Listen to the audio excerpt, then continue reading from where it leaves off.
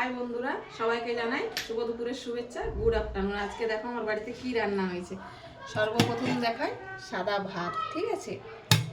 তারপরে এখানে আছে শিম ভাজা আর পটল ভাজা, যেহেতু আমার নাতি নাতনি আছে, ওরা এগুলো খেতে ভালোবাসে।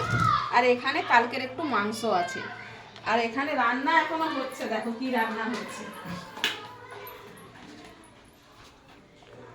এখনো হয়নি।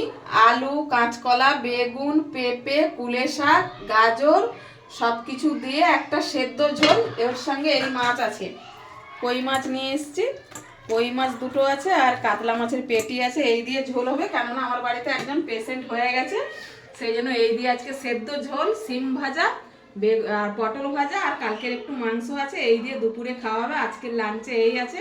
তোমাদের কে কি কি দুপুরের মেনু করেছো সোশ্যাল মিডিয়াতে ছাড়বে, আর আমার মেনুগুলো কেমন হয়েছে কমেন্ট করে জানিও। আবার জানাই শুভ দুপুরের শুভেচ্ছা, গুড আফটারনুন, টাটা।